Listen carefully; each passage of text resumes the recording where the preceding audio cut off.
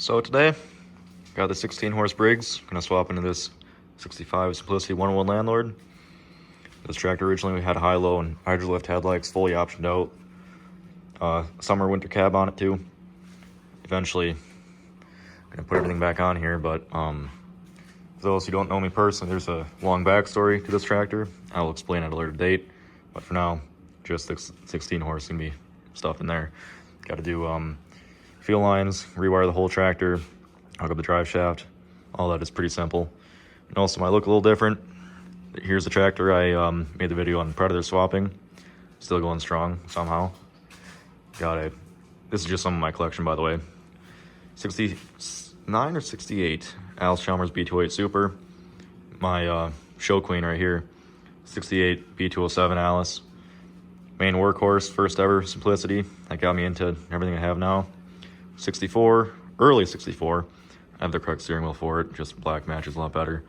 This, 1964 Simplicity Broadmoor. Had headlights on it from the factory. High low on the original frame. I did a whole frame swap on this because the pivot is seized up on the old frame. Main workhorse, mowing, snow blowing, plowing. And here is a very rare Montgomery Ward Squire 10. Rarely ever see these things, and luckily after 2 years of picking the dude, finally have one. So yeah, let's get into it. Got to take the hood and grill off, of course. And yeah, so a little history on this tractor.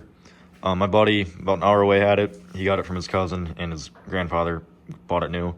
He had it, beat the shit out of it. And another one of my buddies, another hour away, he bought it. He wanted the high-low hydro lift headlights, took everything off, and had just the body panels. So the hood, grill, dash tower, fender pan for sale in marketplace. Messaged him, hey, work something out. Got the tractor, put it all back together, slapped a motor in it, took it to a couple shows. It was all good. I got Squire 10, and well, didn't really care about that tractor at the time, so I took everything out of it, shoved it in here, and now I got to put this whole thing back together. And whenever you take one of these tractors and put a different cast iron Briggs in it, there's a couple things you got to do. Well, I got to take off that pulley first because this came out of MTD 960, but you got to switch the oil pan around, so just 4 bolts on both sides. Rotate this 180 degrees, so this is facing that side, and I'm going to take all the bricks, everything off, redo the exhaust, whatnot. But that is the main thing you got to do. Also, flywheels are different between them, because the reason why I got to swap the oil pan around, because you fill and then drain right here, and flywheels are different. That's how they attach, just like that. Just 2 bolts that go in with spacers, and that's it. Normally, I just use some RTV and call it a day. I don't really bother with ordering a gasket or putting a gasket in. That tractor, this one, I've had no leaks in since I did everything. So, just gonna do the same to this engine. Put silicone on there, and I'll get back to you when it's ready to be thrown in the tractor.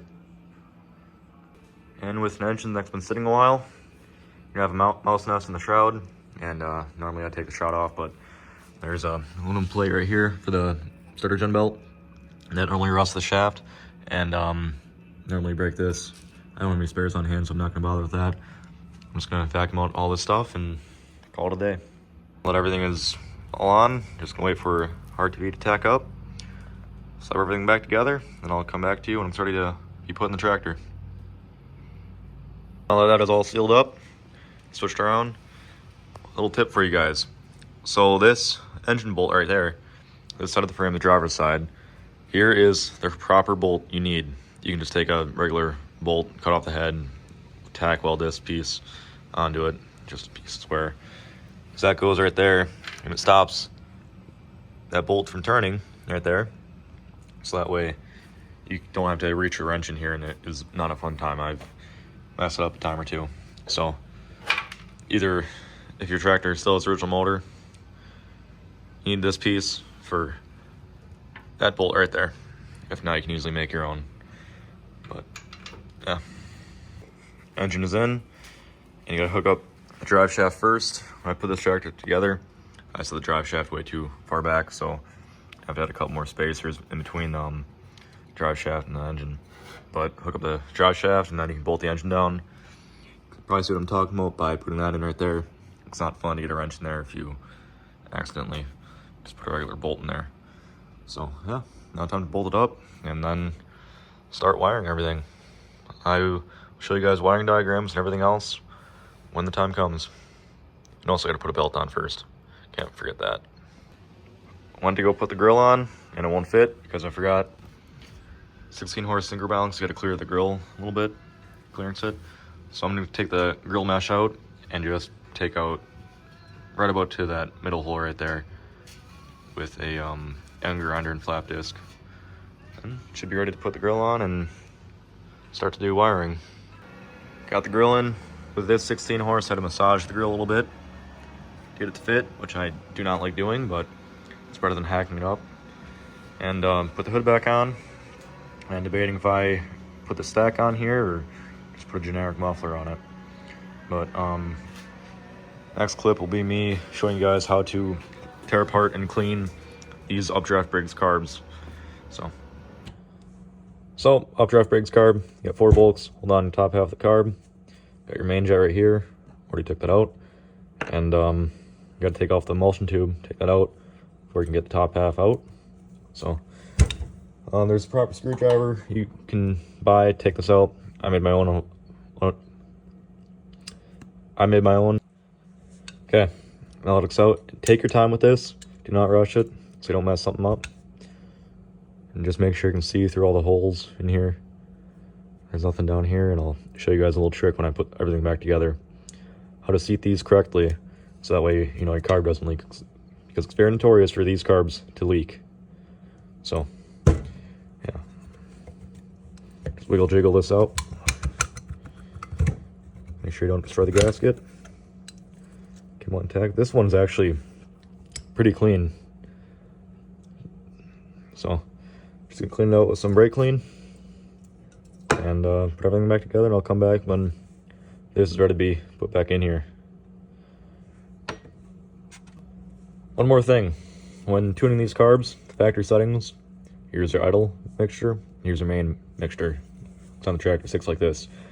You want both of these to be set at 1.5 turns each. So turn them in until you feel resistance. Make sure, you know, you're in all the way. And then back them out 1.5 turns each. You can tune from there. Got it running. Still gonna dial in the carb yet. New wiring harness. Man, it's gonna die on me, isn't it? Yep, but not looking too shabby.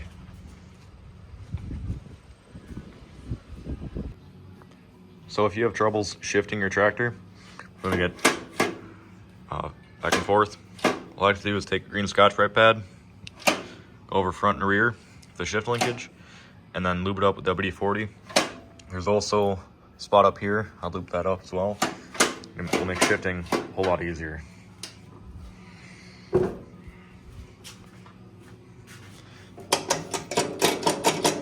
Pretty much effortless now after doing that.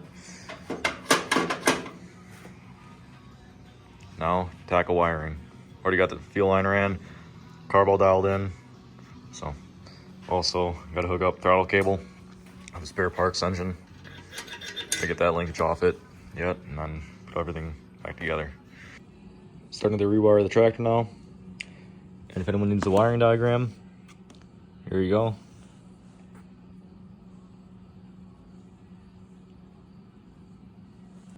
Wiring is all finally buttoned up. Yes, I know I need to get smaller battery cables, shorter I mean, but everything else should be all good to go. I'm not going to use the amp meter because I never had good luck with them working. And also inside the voltage regulator, there's a set of contact points you can clean. I'll grab Parks one and show you it real quick. Just like a set of breaker points, pretty much the same in here. So here's the finished product. Still got some carb work to do yet, but for the most part, it's all complete.